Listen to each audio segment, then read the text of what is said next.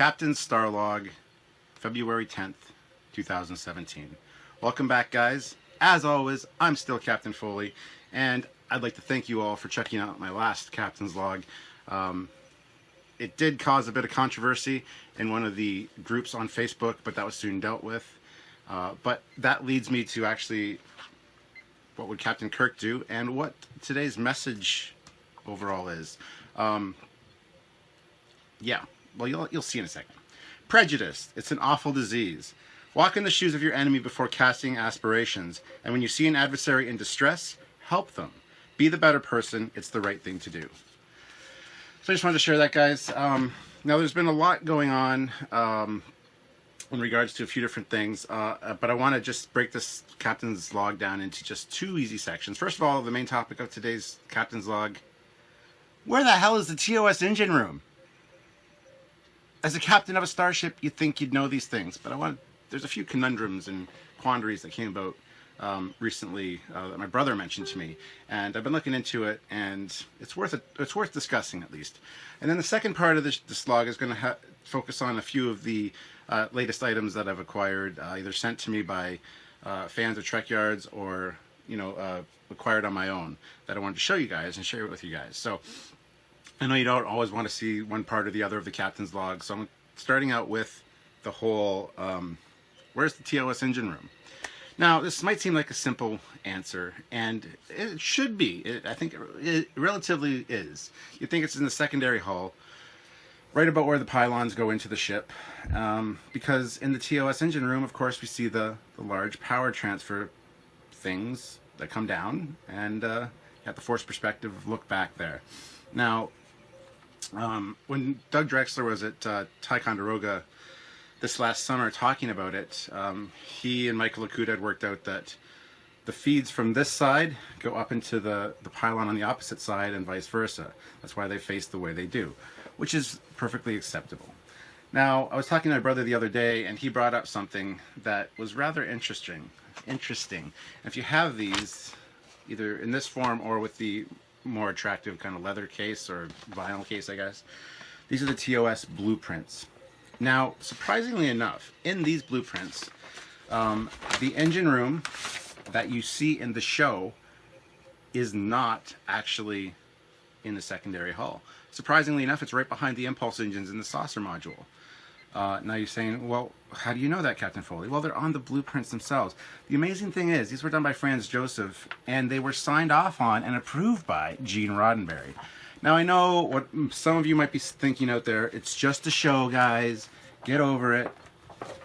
But these little conundrums and idiosyncrasies in Star Trek are what make it fun to talk about. So we're just going to take a quick look here at the engine room that they're talking about. Because in the secondary hull, there is actually no engine room where these struts go in. It's not like the one you see on the show anyway. So if you take the side view, right there, you can see it says engineering. And that's the engine room we all know and love. You can see those power transfer conduits that I was talking about right there. That's not actually the engine room. There's another engine room here that says engineering, but it's not the same room that's pictured here, which is the one we know obviously is from the show. Okay, so that's the first thing. And if we go to,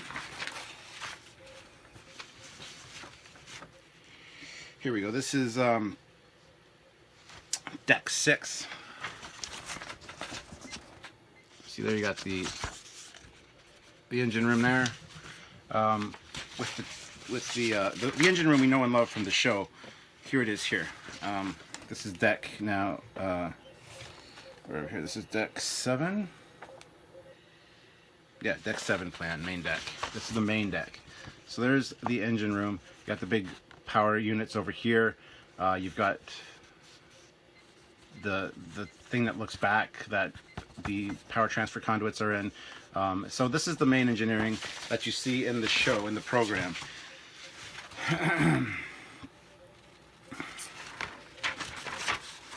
And again, here you've got the engineering computers, systems, and things. So that's it there.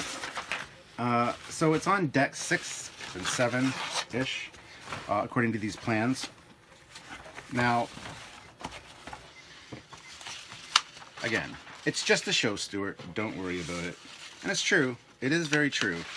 But I'm just going to point something out here. Where the...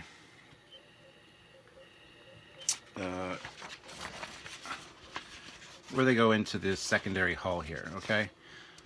They go in. You would think that there would be some kind of engineering thing there. Now, I think I just passed it, actually. Yes, here we go. So this is deck 16, where medical and warp drive engineering is. So if we look here, you can see where the struts go in, which is actually right by the shuttle bay.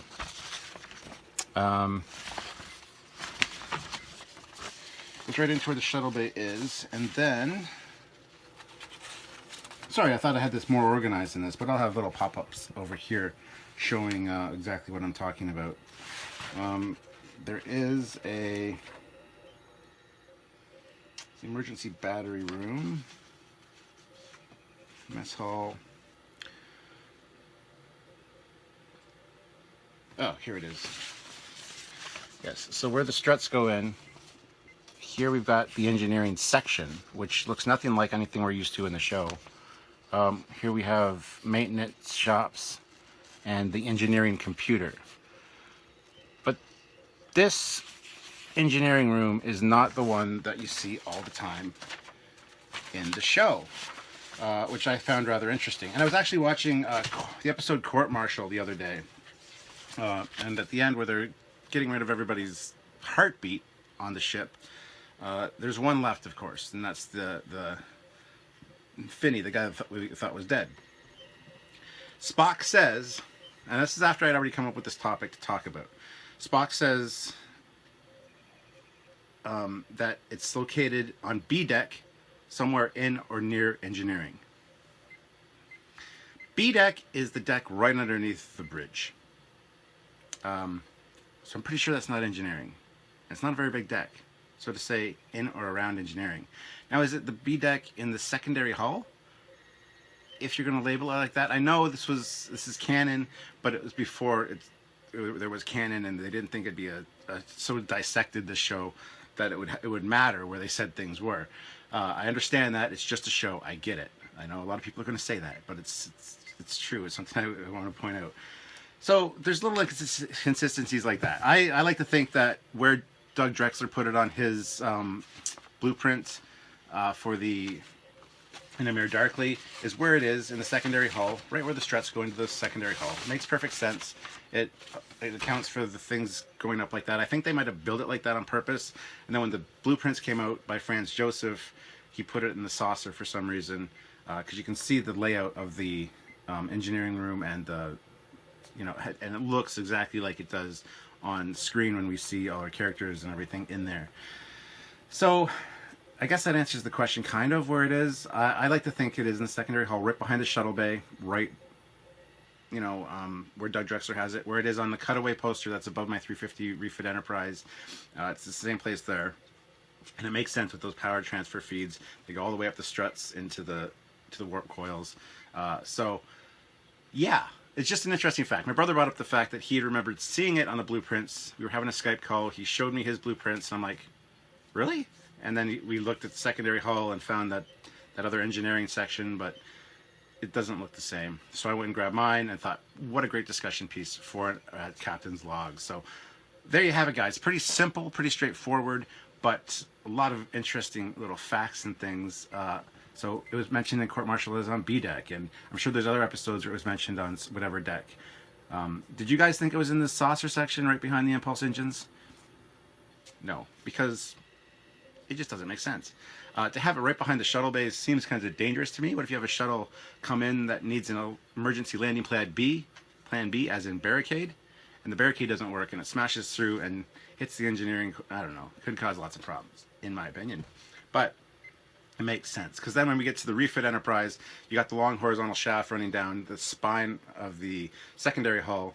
The main engineering is down there, and then it feeds up into the impulse crystal at the top, where the impulse engines are on the TOS Enterprise, and the refit Enterprise as well. So it's kind of right below the main tube going up to the impulse engines. So main engineering's there, and then the long shaft runs back that you see in the motion picture and other movies as well. So it makes sense to me that it's in the secondary hull, as anybody would think, because it's called the engineering hull, engineering section. It's what's referred to over the years. So there's that, okay? So yeah, I think that's it for that discussion. I just wanted to point that out. I thought it was pretty interesting. But now I have a bunch of really cool stuff that I want to show you guys. And so if you were just interested in the Where's the Engineering section, please feel free to tune out. But please subscribe, like the video, all that stuff. Share it if you want. I wanted to keep this one kind of short and sweet, and I am doing that. I didn't want to talk about this too much, but I thought it was a very interesting point. And I know showing the blueprints might have been a little bit much, as I have the little pictures up here. But it's something that I think really needs to be talked about and discussed. So yeah, there you have it. So anyway, moving right along to what I got. Yesterday I released a video. I got this in the mail, and I'm not sure who it's from someone anonymous that sent it to me, and that's the D-7 Mega Bloks 50th Anniversary Star Trek kit. The Klingon D-7, and it's a fantastic build. I put up a video yesterday when I got it. I built it right away, put up a video, and kind of reviewed it, and yeah, so here it is. Got the little disruptor bolts coming off the things, which are cool. I like the placement of those disruptor turrets right there, not on the tips, but on the, I think that's great. I think they did a fantastic job with this. If you haven't checked out the video, I'll put a link in the description below that I build this and talk about this ship, because it's really cool. The display stand is beautiful. It turns. You can mount it on facing up, facing down. I have it facing sideways, which nice, gives you a nice good look at it. And the only problem I had was a little bit of problem here with this top piece fitting on properly. And I don't know if I built it wrong. I didn't think I did, but I added like 2 little pieces back here, and it looks perfectly fine.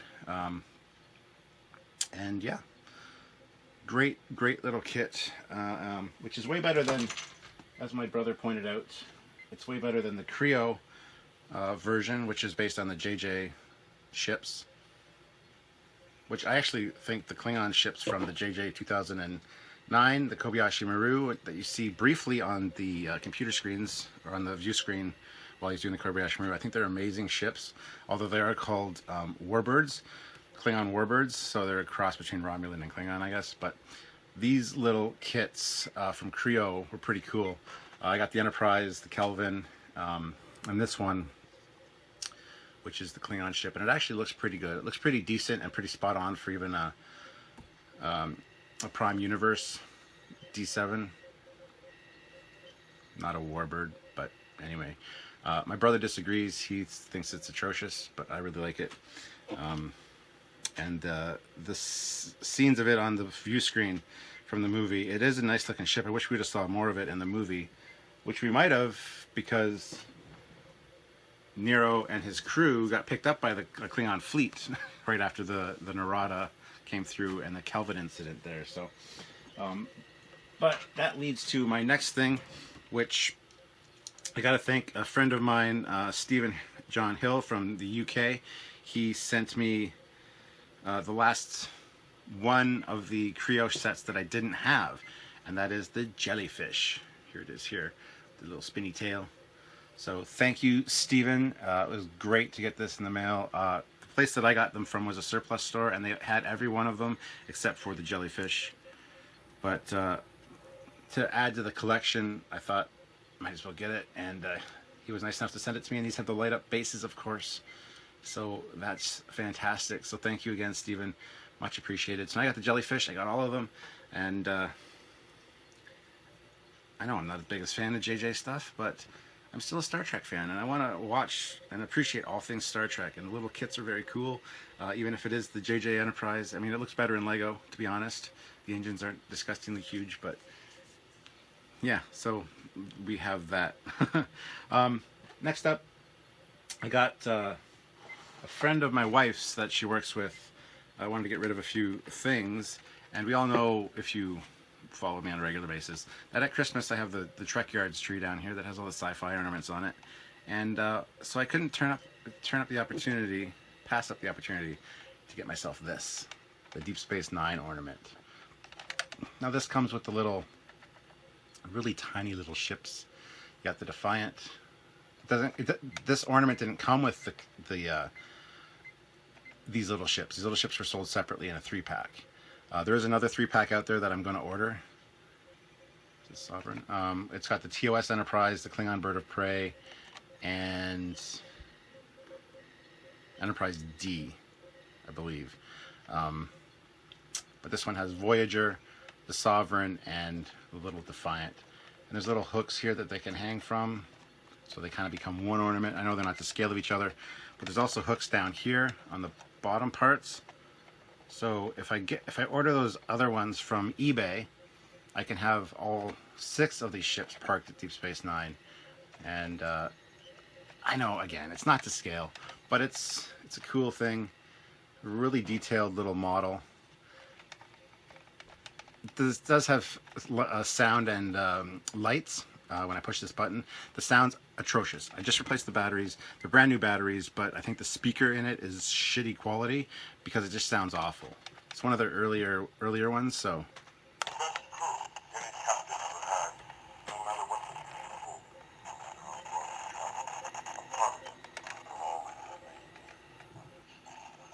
Yeah, talking about the best crew. Cisco talking about his best crew, but it's got the lights here. I wish the sound chip worked a little bit better, but it's got a nice display stand to have it displayed all year round, which I will be doing. It'll be around here somewhere. And then at Christmas, of course, it'll be hung on the tree. Or maybe even set at the base of the tree. I don't know, because I got a lot of ornaments for the tree. But I think it's very cool, and definitely worth showing you guys. And so I picked it. I picked that up, and this watch, which is a next generation watch. The little Galaxy class ship there that goes around as a second hand. Don't have a battery in it right now, but I picked that that ornament, this up, and he gave me a Star Trek the Motion Picture comic book, the first in the comic book series from the motion picture.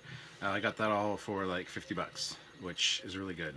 Originally he wanted $50 for just the watch, but not worth that. I'm so sorry, but it's not. So some very cool ornaments. Great gift from Stephen from the UK, so thank you, Stephen, again. But I do like Star Wars as well, and I was at Toys R Us the other day, and I saw a 3-set that I needed to acquire for myself. I picked it up. It was really sitting on the shelf, and it said $60. And I'm like, might be a bit much for that, but let's check it out. Grabbed it off the shelf, took it to the scanner, scanned it at $24, so I had to scoop it up. And it's a 3-set. Comes with 3 droids, which I have here.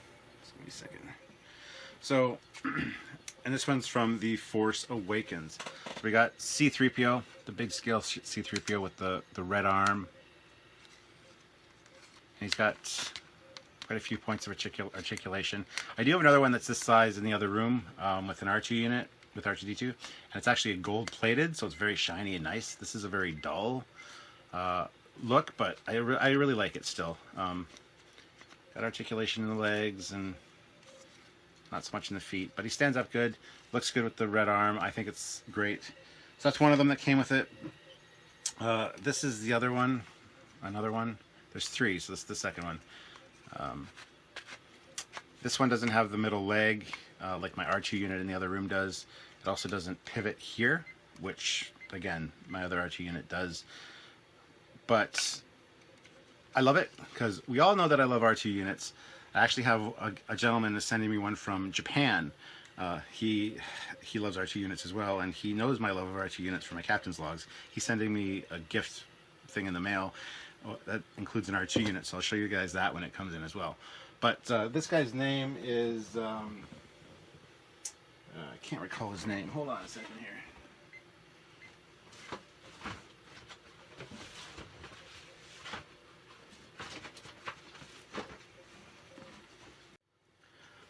Unfortunately, I seem to have misplaced the little thing that I cut out of the back of the box that has his name and stuff on it, but here he is. His head does turn. There's no detailing on top. This was a special collector's set of droids. And the last one is BB-8 with these little arm attachments for the side of him. He's got a little flat spot on the bottom so he sits fine. His head does a little bit of movement. These pop off, so you can just have the regular BB-8 unit, but I kind of like having the little arm things there. It's pretty cool. So yeah, C-3PO with the red arm, BB-8 with the arm attachments, and nameless guy here. I really wish I could find that. It's really bugged me. I spent literally 10 minutes looking for it, which I edited out. But anyway, so there it is. Love my droids. And the Stephen from the UK that sent me the jellyfish, he also knows I love droids. So he sent this along, which is some of his artwork. He has really great artwork. He drew me a little R2 unit, which is really cool. So thank you, Stephen, again for that. But he's done some really great Star Trek art, either characters or ships. He does both, and he does very well. And he's posted some on the Star Trek, on the Trekyards page. So hopefully you guys have liked the artwork and, you know, showing him some support, because he does some fantastic stuff. Now, I did order the Rottenberry Vault from Amazon, but stupid me, I didn't look or think, apparently. And I clicked one that's was a little bit cheaper, and I really shouldn't have, because this is the Italian version, including Filmetta mas vista prima d'ora. It's an Italian import version, unopened. If anyone is interested in this, I won't charge very much, but I need to recoup some of my losses. The only other option is to send it back. It came from overseas. It actually came from Austria. So Amazon, it's a third-party dealer apparently. So I contacted them to return it because it is unopened. It's still sealed. I have to ship it back on my own accord and get tracking information. That costs just as much as this did to get. So I have a Rottenberry Vault. That's an Italian import version. And if anybody out there is interested in it, let me know. Either private message me on Facebook or leave a comment here in the on this video, and I will try to get back to you. And I won't ask very much for it, kind of like half of what I paid, and then the shipping won't be too much, depending where it's going to, I guess. But so there's that. So I have reordered it. I have an English version coming from Amazon. It should be here any day now. I'm looking forward to checking all the bonus extras and stuff on that. So that is it for today's Captain's Log, guys. Thank you for spending the time with me. Did we find the engineering room? Do you think we solved the mystery? I think we might have. You know, I think Doug Drexler and all the cutaways and Michael and Denise Sakuda, they got it right.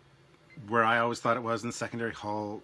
I didn't think it was right in front of the shuttle bay necessarily. I thought it was up a little bit further. But anyway, it could be. Who knows? But the Franz Joseph designs, even as much as I love Franz Joseph, his technical manual, and his other ship designs, that Gene Roddenberry signed off on, I might add, thought it was in the saucer section. And Spock himself thought it was on B deck. So there's all those little inconsistencies. But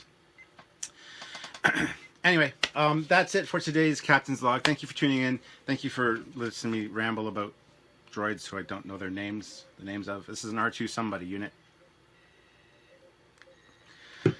And I look forward to seeing you again next time. I didn't want to focus too much on any of the negativity that happened this week, because it really affected 2 of my days, and the rest of the time I was fine.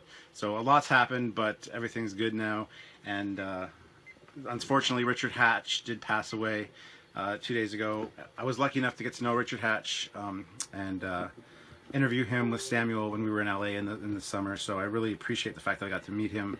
But he just found out 3 weeks ago that he had pancreatic cancer, and then 3 weeks later he's dead. So It's a real shame we didn't get to see him in Axanar as the Klingon.